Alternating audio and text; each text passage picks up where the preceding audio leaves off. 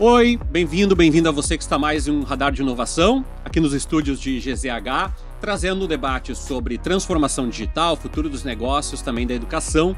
A gente tá toda quinta-feira no YouTube, também no Spotify e no SoundCloud.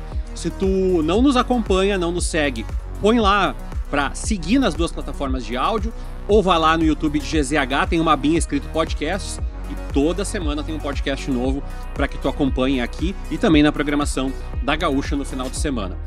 A gente pede também para que você comente aqui eventuais temas que você quer, compartilhe os episódios anteriores com seus amigos, seus conhecidos. A gente já falou de tanta coisa legal nos últimos programas, a gente falou de tecnologia para e-commerce, a gente falou de micro-organismos marinhos, a gente falou de alimentação da população.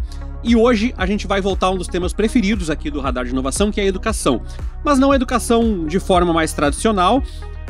Eu estou trazendo o Moisés Brandalize, ele que é proprietário da Super Geeks aqui em Porto Alegre. O que é a Super Geeks? O nome já fala um pouquinho, né? É uma escola que ensina um pouco de programação, um pouco de robótica, de inovação, tanto para jovens e adolescentes, mas a partir dos 5 anos já está valendo, né? Pensando em diferentes unidades. Hoje a Super Geeks está em vários lugares, com unidades próprias e também dentro de escolas. Eu já vou falar com o Moisés sobre todo o negócio, de onde começou, mas primeiro, Moisés, eu quero te agradecer por estar aqui no programa com a gente e falar um pouquinho desde quando que vocês estão nessa estrada aí. Boa tarde aí.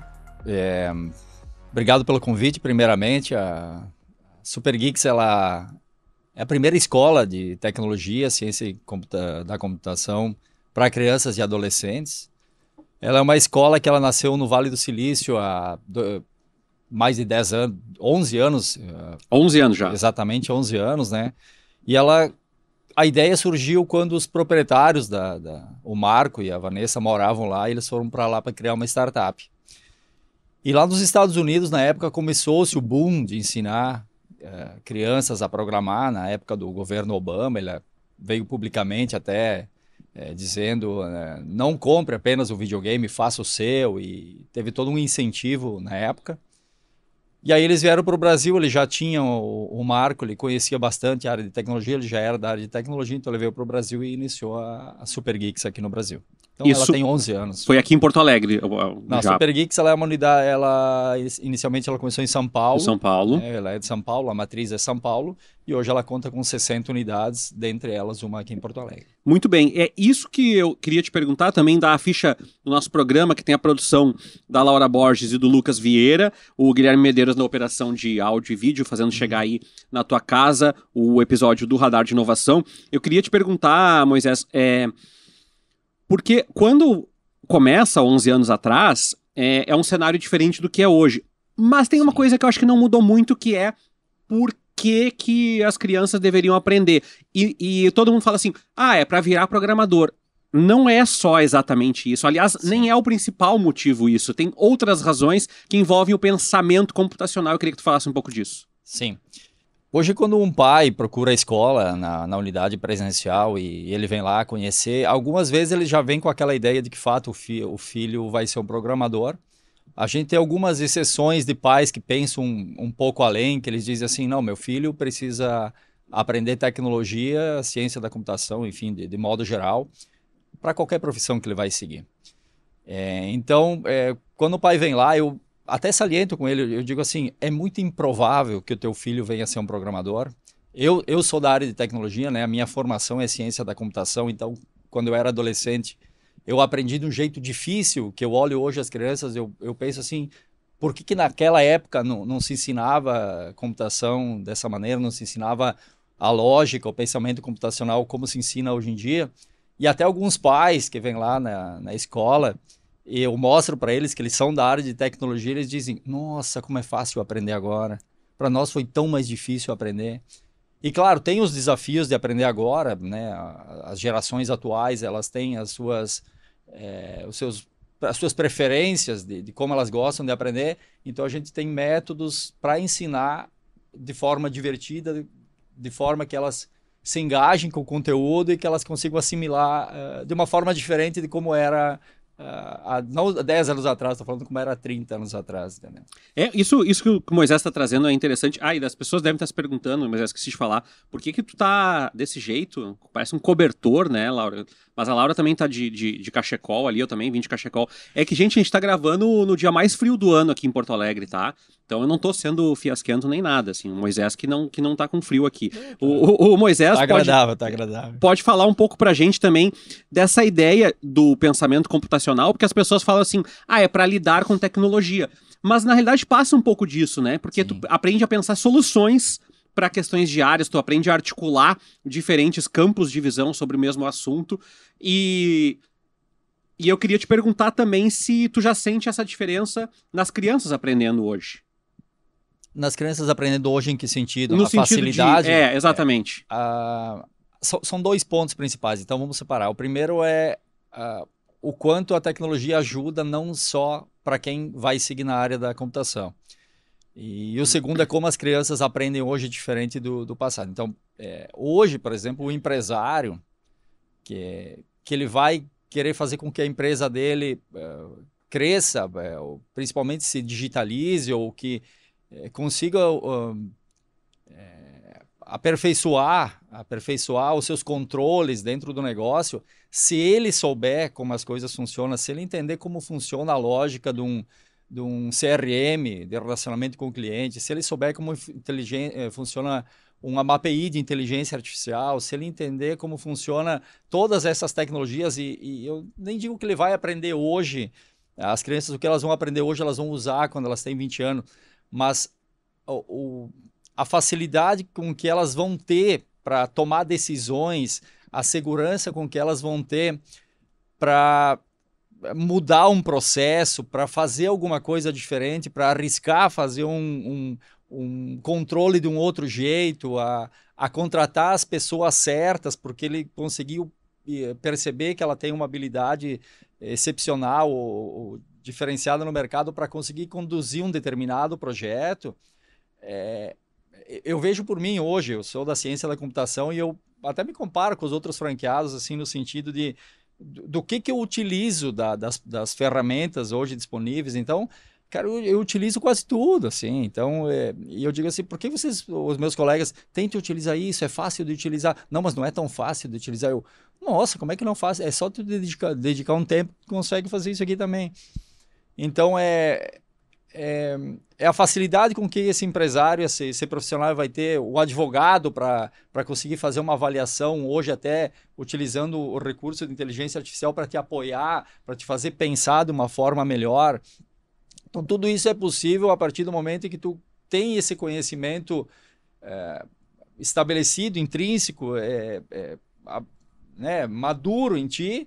E essas crianças de hoje, elas já vêm desse universo da tecnologia, mas muitas como consumistas de tecnologia. Elas consomem muita tecnologia, mas no momento que elas vêm lá e elas percebem que elas podem criar alguma coisa, elas ficam fascinadas com aquilo. Elas dizem, mas eu sempre joguei isso aqui, e aí agora eu consigo criar esse cenário, eu consigo modificar, eu consigo trabalhar com realidade aumentada, eu consigo fazer o jogo Super Mario fazer funcionar, e uma vez eu só apertava o botão, agora eu faço as moedas, eu crio o computador. Que legal! Então tudo isso, né, eles ficam, né, e a gente utiliza do jogo, muitas vezes do jogo, porque é algo que eles gostam. Então, para ensinar as crianças, hoje, em 2025, a gente precisa entender que eles gostam de tecnologia, eles gostam de consumir tecnologia, mas, ao mesmo tempo, a gente precisa utilizar exatamente disso para, durante a aula, conseguir ensinar, dar drops de conhecimento, inserir a parte pedagógica dentro do contexto jogável, às vezes, porque é ali que eles se sentem mais atraídos e eles, né, daí dão sequência, porque é uma formação longa, né? Então, é isso que eu ia te perguntar. Tem várias opções, isso já dá para ver aqui, eu acessei o site de vocês, tem vários tipos, tem várias opções para diferentes idades, sim, também interesses. Fala um pouco pra gente de o que as pessoas chegam, assim, qual é o cardápio que a Super Geeks oferece, como é que funciona isso? A Super Geeks, ela tem um modelo pedagógico que ele é com um instrutor em sala. Então a gente não ensina com fone de ouvido, a gente estimula muito a interação entre os colegas, a socialização. A gente recebe muito aluno atípico que precisa de algum tipo de suporte, que tem dificuldade de relacionamento, convívio social. Ele chega mudo, sai calado da aula experimental.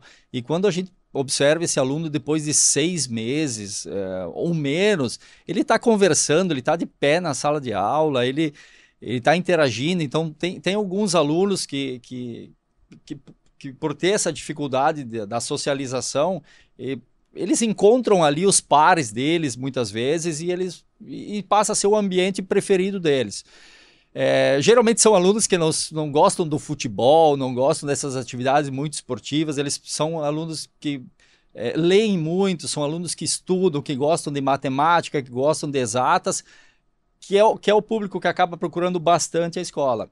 E aí, claro, aqueles pais assim, que como procurei a escola para levar minha filha, ela não tem muito essa afinidade da tecnologia, mas eu sei que ela precisa para a profissão dela, não sei qual que ela vai ser quando ela crescer, ela tem 9 anos, eu tenho uma de 9 e uma de 6, mas eu tenho certeza que ela vai ser muito melhor no que ela escolher ser, fazendo a nossa formação, que hoje ela é de 4 anos, a Unidade de Porto Alegre oferece uma formação de 4 anos, e ela engloba tudo, ela engloba pensamento computacional, programação, desenvolvimento de jogos, robótica avançada com Arduino. Muita gente não sabe o que é Arduino, mas é uma robótica mais sofisticada que te permite muitas criações. Realidade aumentada. Agora a gente está entrando com alguns módulos de inteligência artificial para ensinar eles a criar algumas coisas. E o mais importante, assim, a gente não ensina a usar, a gente ensina a criar coisas. Então eles são criadores, eles passam a ser criadores e não consumidores, né? Então um tempo de tela é um tempo criando conteúdo e não um tempo consumindo conteúdo. E essa virada de chave, ela é interessante porque, de alguma forma, algumas pessoas vão dizer assim, é uma escola que está incentivando. Não. Muitas vezes é uma criança ou um jovem que já está fazendo uso dessas horas de tela. Só que ele está rodando o feed ali de rede social ou assistindo um vídeo atrás do outro, e o que vocês estão fazendo é dar instrumentos para que ele use isso a favor dele ou dela na formação. Aí já começa a entrar em algumas questões muito complexas aí da neuropedagogia e etc, psicopedagogia. Eu não sou especialista nessa área pedagógica, mas eu noto que alguns alunos eles chegam lá com um vício, é vício, não tem outra expressão. E eles demoram um tempo. Eu digo assim, eu não vou conseguir tirar o vício do teu filho de jogar, eu não vou conseguir tirar ou o vício ou o costume, chama como preferir chamar. Mas eu tenho certeza que em 8 meses, 1 ano, ele vai começar a olhar para um computador de um jeito diferente, ele vai olhar para um tablet diferente e ele vai fazer o trabalho de conclusão do primeiro ano e ele vai ter uma responsabilidade de construir alguma coisa e mostrar o que ele fez ao longo desse primeiro ano, que são 4 anos, né? Depois vai aumentando, o desafio vai aumentando, as linguagens de programação vão consumindo um pouco mais no primeiro ano é mais visual, no segundo faz uma transição para escrita, no terceiro tu começa a inserir um pouco mais de contexto escrito dentro da programação, mas sempre utilizando um jogo, que é alguma coisa que eles estão resolvendo, algo divertido. Eu me perdi um pouco na pergunta. Eu acho que eu tava te falando um pouco sobre a questão do aprendizado e tu tava falando dessas etapas, né? Que passam um ano. Etapas. E aí tu comentou um pouco dessas crianças que têm vícios, passam muito tempo em tela, sim. Ou que eventualmente até não passam tanto tempo em tela, mas vão virar a chave aí do que estão fazendo. A chave. E aí, passado esse tempo, eles fazem uma apresentação e lá no final do primeiro ano, ontem, essa semana eu recebi quase 10 trabalhos finais de curso de alunos, assim, de curso não, de level, a gente chama de level, né, porque é do level 0 ao level 3, essencialmente, são 4 anos, e fazendo as apresentações, e num primeiro ano a gente não tem uma expectativa muito alta de um super trabalho de apresentação, porque eles têm 8 anos, eles têm 7, eles têm 9, eles têm 10, então é um primeiro ano assim que nota-se que eles entenderam como funciona a lógica, eles conseguem tirar componentes, colocar, modificar, trocar um laço de decisão por as variáveis, eles entendem tudo isso, porque a gente se preocupa muito em ensinar a matemática, ensinar o contexto da eletricidade quando a gente ensina a robótica. E ver eles apresentando o trabalho é gratificante, assim, até como empresário, como quem está à frente ali, cuidando de tudo isso, é interessante ver. E para eles, é interessante o quanto é difícil fazer um jogo. Eles começam a perceber o quanto é difícil fazer aquilo e eles valorizam mais as coisas simples. Então, eles passam 2, 3 anos e eles vão chegar lá no final, eles não vão fazer o jogo mais legal, que está rodando nas melhores plataformas, eles vão fazer uma coisa muito mais simples. E para eles, mas foram eles que fizeram. E eles mostram aquilo com maior orgulho. E o jogo dele é muito legal. Só que para quem está fora olhando, diz assim, não, é muito simples. Para nós é simples. Mas ele precisou construir todo um pensamento, a parte técnica, a parte de criação da arte, ele se preocupa muito com a arte. O aluno fez um jogo do cara que chutava e o goleiro tinha que defender, então ele se preocupou com os personagens e tudo isso, né? Então é muito legal tem tudo isso. E tem uma coisa que eu estava olhando no site aqui, né? Que tu falaste já, né?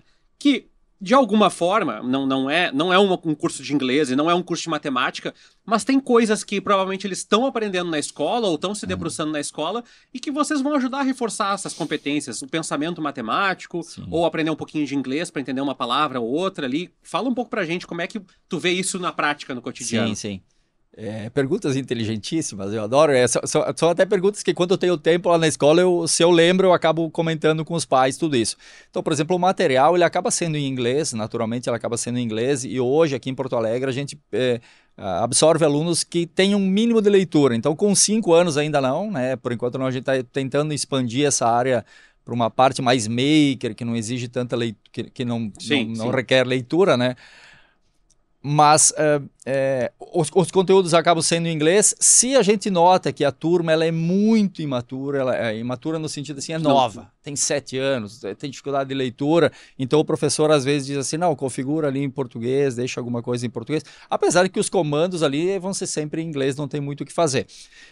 Principalmente, eu estou falando do primeiro ano, já no segundo não tem muita saída, no segundo é inglês e não tem mais saída, né? Então tem o reforço do inglês, é um inglês técnico, mas é aquele aluno que nunca teve acesso ao inglês ali, ele vai ter, se é aquele aluno que tem o inglês na escola, ele vai ter um reforço ali, então é um complemento para o idioma.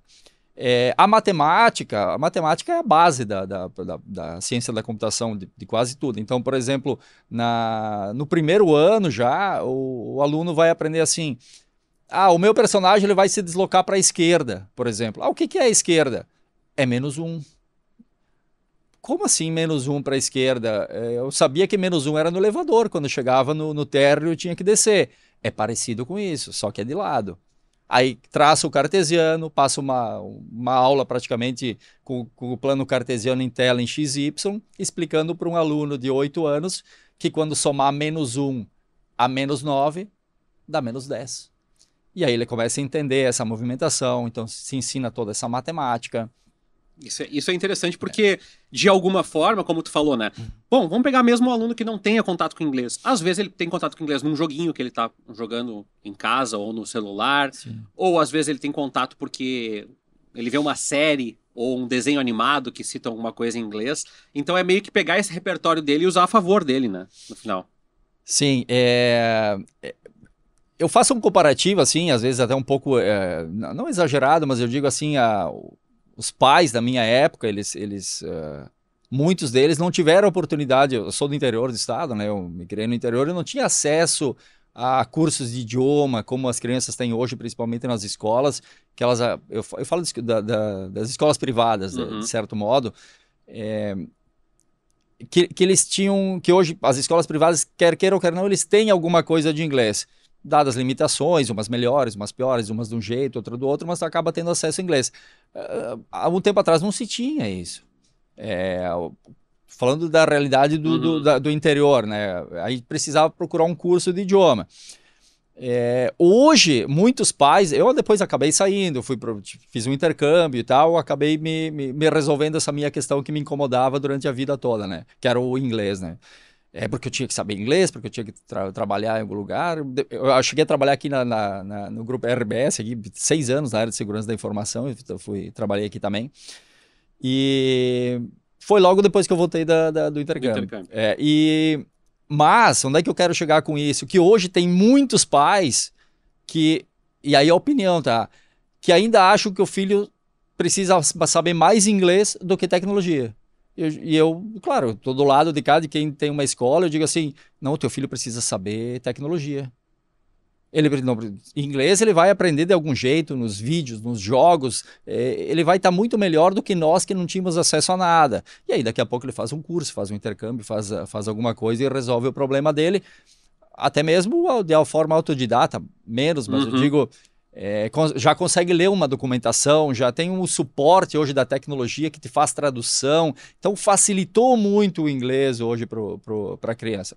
Tem que aprender outro idioma, todos, mas a tecnologia ninguém vai ensinar, é difícil ele conseguir aprender sozinho, ele vai consumir tecnologia, ele vai passar o feed, ele vai ser um apertador de botão, né? E conhecer isso, os pais que conseguem levar isso, ensinar isso desde de criança, é um pai, eu digo, esse pai é visionário, ele já conseguiu perceber que o movimento já aconteceu, ele não está acontecendo, não vai, já aconteceu o movimento de ser melhor no teu trabalho, conseguir ajudar mais o teu setor se tu tiver uma desenvoltura em tecnologia, se souber, nem estou falando de usar a informática antiga, estou falando de construir soluções de verdade, né? Eu queria te perguntar, Moisés, tu falou um pouco do perfil, né, e falou, criança de 7, 8 anos às vezes, e eu queria te perguntar, assim, quais têm sido os retornos, porque tu falou que é muito gratificante ver quando eles constroem. Sim. Como é que é o dia a dia na escola? Quantas vezes eles vão ao longo do ano? Sim. Como é que funciona isso? E também, como é que... Fala pra gente um pouco do bastidor de como é que é no dia a dia, se eles têm muita dúvida, se eles são curiosos, se eles pedem alguma coisa... Sim, são N perfis de alunos, assim. Então, por exemplo, a gente tem aquele aluno, na grande maioria, é aquele aluno que espera chegar o dia para vir lá. É mesmo? Na minha época do inglês, eu não queria que chegasse o dia, porque eu não queria ir. Era tipo assim, mas eu adorava outras coisas. Eu adorava, por exemplo, os cursos de tecnologia que eu fazia na época, eu adorava ir. E hoje as crianças também, elas esperam o dia para fazer a Super Geeks. E aí elas, por que é só um dia da semana? É 1h30 por semana. É só 1h30 por semana porque os pais têm dificuldade de logística. Hoje eu diria assim que uma das maiores dificuldades dos pais e das famílias é de fato encontrar 1h30 para conseguir sair de casa numa quinta de manhã, deixar o filho lá e buscar às 10h30 da manhã. É difícil. Então, estou pensando em algumas soluções para isso, mas ainda não consegui achar uma solução. É um pouco disso. E a questão de ser gratificante ou não para os alunos também. Para os alunos, para os pais, ver né, eles mesmos, com o passar do tempo, eles conseguem construir. E quando eles chegam... às vezes eu chego lá, eu entro na sala de aula e olho e vejo os alunos fazendo alguma coisa e era um aluno assim que tinha uma certa dificuldade no início. E como a gente faz todo um acompanhamento pedagógico, todo mês a gente manda um relatório para o pai dizendo o teu filho tinha dificuldade de relacionamento social, agora não tem mais. O teu filho ele está mais solto, ele conversa, ele sabe disputar alguma coisa ali, uma disputa de forma saudável, sem brigar. Ele está conseguindo entender tecnicamente e resolver os desafios da sala de aula. Ele é pontual, ele chega no horário. Então, tudo isso a gente consegue mensalmente passar para o pai, isso aí. E aquele aluno que conseguiu resolver aquele desafio técnico, eu digo, nossa, esse aluno já está conseguindo fazer isso, né? E a gente fica naquela situação assim, será que todos vão conseguir? E não todos, nem todos vão ter a mesma desenvoltura parecida, e tem alguns que têm mais afinidade, e é natural. Semana passada, não faz quase 30 dias, veio um pai lá no sábado, que o filho dele com 10 anos, ao dormir, ele lê cálculo integral e diferencial. Eu disse, meu Deus, é muito diferente. Não é a média. A média é aquele aluno que vai querer ver um filme. Mas teve que ter uma oportunidade para despertar isso também, né? Então, e às vezes os pais mandam o vídeo, olha o que ele está fazendo aqui no computador em casa. E, assim, não é a maioria, mas uma grande parte se desperta para esse interesse e eu sei que vão seguir. Vem pais hoje, tem um pai no sábado de manhã que ele vem lá, que ele diz assim, eu queria matricular meu filho de 8 anos, eu tenho um outro filho de 19, e eu disse, vem cá que vou te mostrar como é que funciona. Não, eu já sei como é que funciona. Meu outro filho estudou na Super Geeks quando ele era mais novo. E hoje hoje, por coincidência, ele é programador, né? Mas a gente tem N outros casos e eu só quero matricular ele, não precisa nem muito me explicar que eu já sei como é que funciona. Claro, hoje está muito melhor. Sim, tem mais todo um fácil acompanhamento pedagógico, um é muito mais fácil ensinar hoje. Na época era no caderno, no papel, E hoje tem o portal, o aluno acessa em casa, é interativo, é divertido, então... Isso, e a gente está chegando mais perto do final do tempo, mas eu queria te perguntar também como é que é para... Já falou um pouquinho disso, mas como é que é para o professor, para o instrutor não perder a mão? E eu digo perder a mão porque tu falou, né? Tá muito... As coisas estão mudando muito rápido. Sim. E os jeitos de aprender e as próprias escolas... Às vezes eu vou dar palestra, eu sou professor universitário, vou dar palestra em escola, e eu olho para a sala de aula e falei, eu não reconheço mais, é sala com puff, sala colorida que é desmontável, e sala não sei o quê, que é uma coisa que para minha geração é muito difícil, estou acostumado com aquele modelo bem clássico. Como é que é o dia a dia para estar sempre fazendo coisas diferentes e atrair a atenção da gurizada? O bom da Super Geeks é que o material que é utilizado, ele já é testado em 4.500 alunos. Na real, hoje já passaram quase 45 mil alunos. Então, hoje ativos tem 4.500 alunos aproximadamente, não só Porto Alegre. Esses materiais, eles recebem feedbacks dos instrutores, existe um comitê pedagógico e tudo isso é passado, por exemplo, tem muito conteúdo de um tipo. Então, o que a gente faz? A gente dá uma quebra de conteúdo no tipo da ferramenta, troca para ensinar álgebra, por exemplo. Então, a gente vai ensinar álgebra básica para os alunos, ao invés de utilizar a mesma ferramenta que já vinha sendo utilizada na semana anterior, troca. Então, a gente tem essa flexibilidade de trocar e o mais bacana que eu vejo, assim, do lado de cá e que eu consigo acompanhar, é que o aluno... Toda aula ele é surpreendido com alguma coisa que ele não sabe o que ele vai fazer naquela aula. Ele tem uma ideia, mas ele não sabe o que ele vai fazer. Então ele chega, a gente está utilizando ferramenta de programação visual. Ele chega na outra, a gente está utilizando o Minecraft Education. Ele chega na outra, a gente está fazendo simulação em CAD de robótica. Ele chega na outra, ele vai fazer a implementação prática do robô que ele construiu no CAD. E a gente vai trocando, toda a aula vai trocando, porque aí na outra ensina, agora vai entrar os módulos de inteligência artificial. Então, tudo isso vai sendo inserido para que o aluno não seja monótono no aprendizado. Então, ele tem que, não tenha tédio, ele tem que chegar e ser surpreendido, e ele tem que ser desafiado, não pode ser fácil para ele. E esse é um ponto bem difícil, assim, que como a nossa, na sala de aula, a disposição dos computadores, o professor fica no centro e ficam 5 alunos aqui e 5 aqui. Ele enxerga o monitor de todos. Então, se alguém tiver algum tipo de dificuldade, ele já percebe. Precisa de ajuda? Vamos esperar o fulano aqui que ele já vai terminar. Então, a parte da integração entre eles, vai ligeiro, termina logo que eu quero fazer isso aqui. Então, tem toda essa dinâmica de sala de aula. E, claro, tem todo o respeito, que a gente também, se algum aluno se excede, a gente passa para os pais, a gente tenta fazer com que ele aproveite ao máximo o tempo que ele está ali e o investimento do pai por estar deixando o filho ali. Então, trocar conteúdo. E aí a gente tem uma sequência que ele vai saindo do level 0, ele vai para o level 1, depois level 2, level 3, que são 4 anos. E claro, lá no level 3 é um conteúdo um pouco mais... Pode ser que o aluno chegue no 3º ano, ele conclua o 3º ano, ele diga assim, pai, mãe, não é bem isso aqui que eu quero para mim. E tudo bem.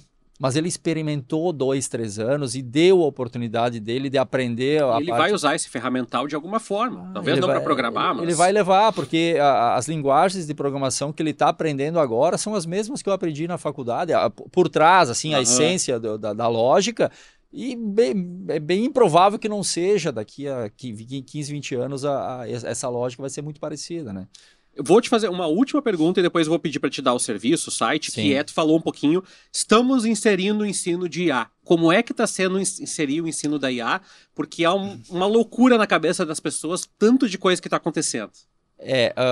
O cuidado que a gente precisa ter, principalmente nessa idade ali, claro, é o comitê pedagógico que desenvolve materiais e a gente faz a inserção de algumas aulas ali. Então, por exemplo, como é que funciona a lógica de geração da IA generativa? Então, a gente explicou para eles, vem desde lá atrás, funciona assim e tal.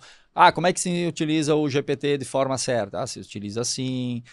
A gente ainda no primeiro ano não consegue utilizar, ensinar tanto a construir, como a gente vai ensinar a partir do segundo ano, que é o material que está chegando agora, que é como fazer pequenas construções dentro do teu jogo para o teu personagem utilizar, sei lá, conversar com o humano que está ali jogando, utilizando alguma API de inteligência artificial. Então, eles criam pequenas soluções, mas que está sendo aos poucos inserido, né? Porque tem todo um cuidado de não facilitar tanto, né? Porque a gente não quer que eles sejam usuários, a gente quer que eles sejam criadores. Que tem E ainda no pensar, né? Ou te ensinar a pensar, pelo menos, né? No primeiro ano, a gente evita alguma coisa, mas quando eles entram no segundo ano, que eles conseguem programar um pouquinho escrita, já dá para fazer algumas criações. Então, esse é o cuidado que a gente está tendo nesse sentido, né? Vamos dar um serviço primeiro para te falar onde é que fica a Super Geeks aqui em Porto Alegre, qual é o site da Super Geeks, vocês têm redes sociais próprias, como é que funciona? Tem, a Super Geeks fica no Três Figueiras, aqui na Desembargador Esperidião, 52, próximo do Weiman ali da Nilo, né? Tem o site oficial, que é supergeeks.com.br/Três Figueiras, mas entrando no canal oficial é só localizar a unidade de Porto Alegre.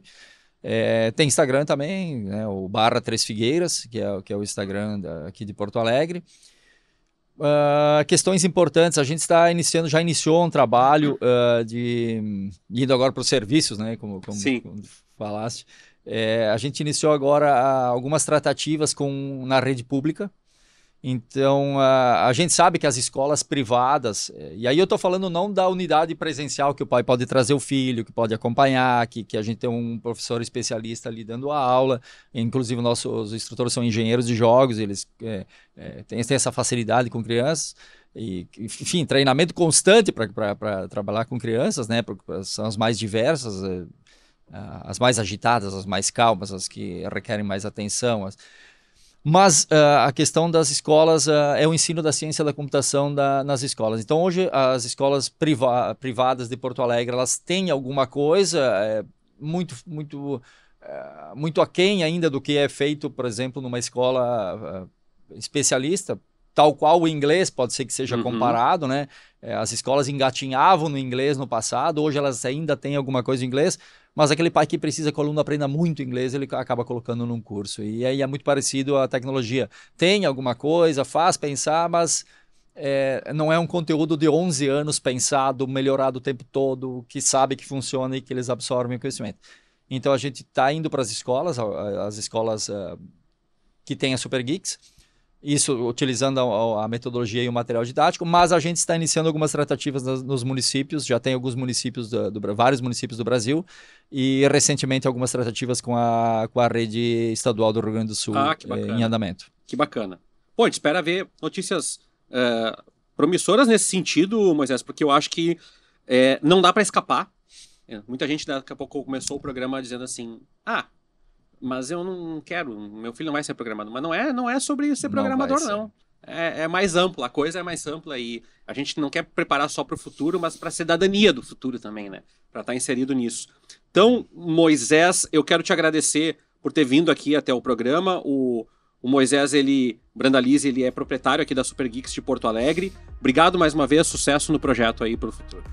Obrigado pelo convite, a gente já vinha tentando essa agenda há um tempo, né, e enfim, agora deu certo, né, fecharam todas as agendas e para aquele pai visionário, para aquele pai que que quer fazer com que o filho seja melhor no futuro, a Supergeeks está à disposição. Muito legal. E a gente continua falando de educação, a gente continua falando de programação, de tecnologia e de outros temas no Radar de Inovação toda quinta-feira em GZH, SoundCloud, Spotify e também no site GZH. Tchau, tchau.